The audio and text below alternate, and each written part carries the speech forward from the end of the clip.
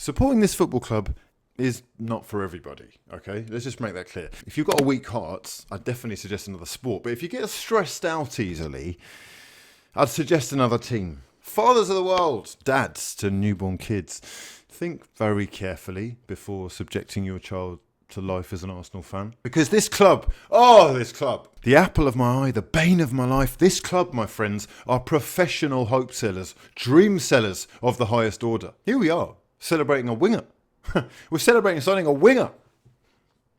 When really and truly, attacking players are 10 a penny. The smart money these days is on defenders because there's not many good ones about. And all it takes for you these days is to make one silly mistake and you're labelled as a fraud. Hence why Manchester United are paying £80+ million for Harry Maguire. Hence why Liverpool splashed 70 odd on Van Dijk. Today was just a pre-season friendly against Barcelona. Not to be taken too seriously, which is kind of lucky because how the fuck can we be taken seriously when we're doing our best impressions of Kieran Trippier? Forget Pepe, right? It's false horizon, yeah? It's a fucking false dawn. It's fucking fraudulent. They're plastic tits, yeah? They're plastic. They're not, they're fraudulent, all right? It means absolutely nothing. It might give us some fun moments, but until we get a defence and shift some of these frauds, it's going to be more of the same that we saw today. This is for the ones who care.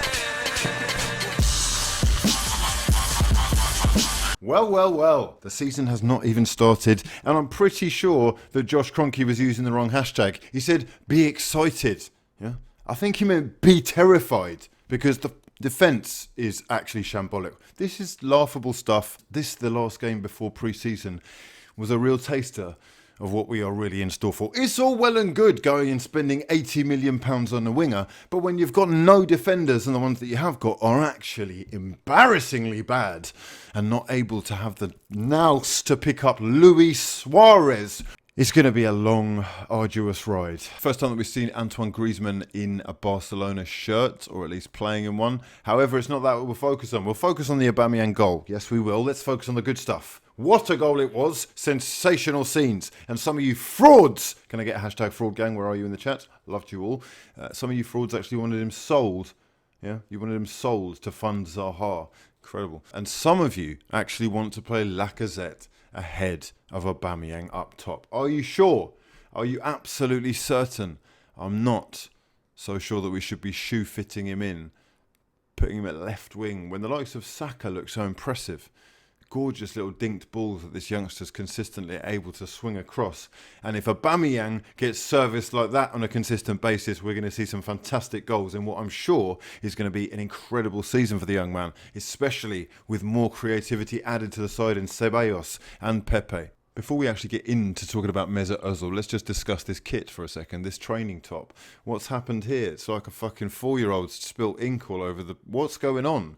If that was Puma, yeah, we'd all be having a right go. But because it's Adidas, they get the freebie. Okay, I don't know who you're trying to aim that at. I don't understand, really. I'm not really getting this at all. It looks like you fucking tried to dye your t-shirt and it's gone horribly wrong. It looks like a fucking mess. Are we serious? Are we actually serious? You expect me to buy this? If you've bought this... Yeah, you're a fucking fraud. Well, I mean, apart from the actual monstrosity that they find themselves wearing, it was pretty good to see Özil. He is picking up some form, or has been in pre-season, and looks quite sharp, if I'm honest. I'm quite excited to see what he can offer this season. Hopefully he can kick on and have another season like we know he is capable of, and put to bed all of the controversy with Unai Emery. We got to see a bit more of Ceballos before his legs were hacked by Longley. I do like the kid. I think he's great at carrying the ball forward.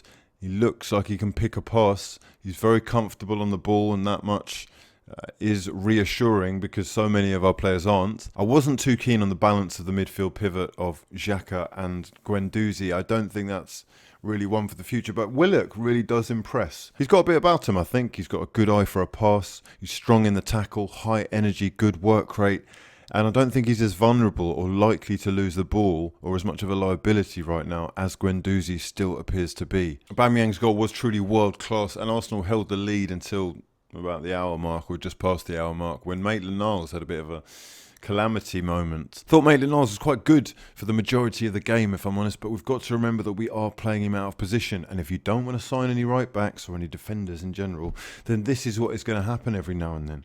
Absolute nightmare of a situation, complete miscommunication between him and the goalkeeper, Bernd Leno, who stepped up and came to collect the ball, but Maitland-Niles had anticipated, had back-passed already, and before you know it, the ball was in the back of the net. And at that point, you thought, well, it might not actually be our night. We may well be in store for some more comedy club action. Banter FC may well be splashing the cash on wingers, but there are no defenders. And when there are no defenders, it all seems to fall apart pretty quickly. And when Luis Suarez came on, beautiful finish from a world-class striker. Great anticipation from the Uruguayan for his goal. Mustafi and Chambers both caught sleeping. And Mustafi had only been on for 2 minutes. You know, I don't really want to blame him, but ultimately he failed to pick up one of the most elite strikers in world football. It's not like you can't recognise the guy as a danger. The guy is a constant threat. He was always looking to be on the back foot, and it was a top-class finish to give them the trophy. I'm sure we're going to look even better when Iwobi's back and Pepe is in full flight.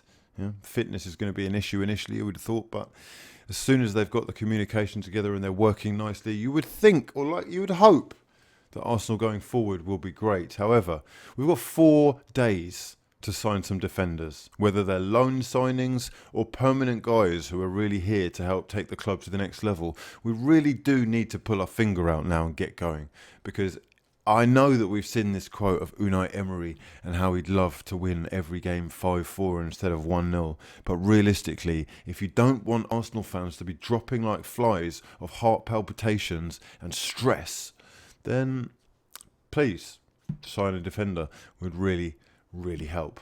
On this channel, I want to be about hard-hitting home truths, and unfortunately there are some faces who are starting to get on my nerves a little.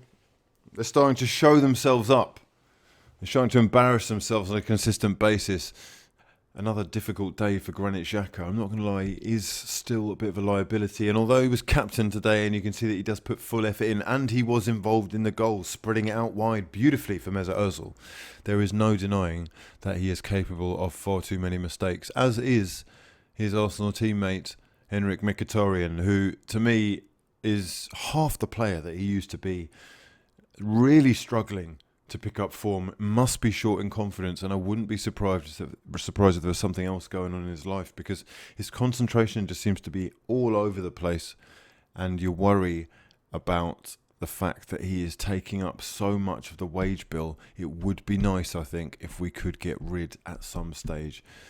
Or, I mean, he may well have a part to play. It's a long season and we need as many good players as we can get. But ultimately, I really am struggling to see it with Mickey right now. Let me know your thoughts in the comment section below. Subscribe if you're new and drop the video a damn like if you breathe oxygen. For now, though, I'm going to love you and leave you. I hope you're all doing well and enjoying your weekend. My name's been hughwizzy and this has been a lot of fun. Peace.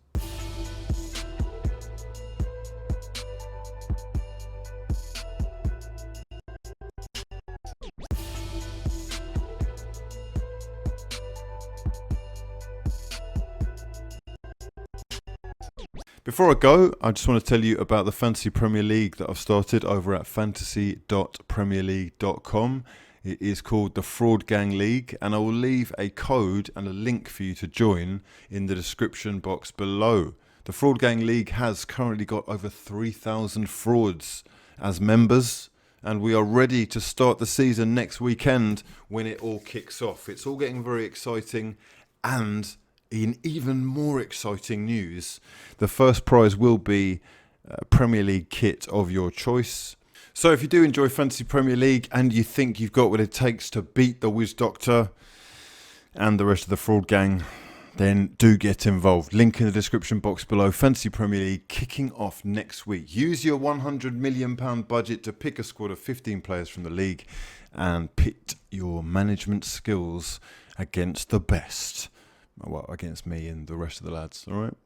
Obviously, as the new season approaches, we are going to be thinking about doing some career modes, some My Players, some eFootball PES 2020, perhaps some Football Manager 20, and of course a FIFA 20 career mode and Road to Glory. I'm looking forward to all of that, plus bringing you more breaking news for that ass as it drops. Transfer videos will start again from tomorrow. I'm going to love you and leave you for now, though. My name's been hughwizzy, and this has been a lot of fun. Peace.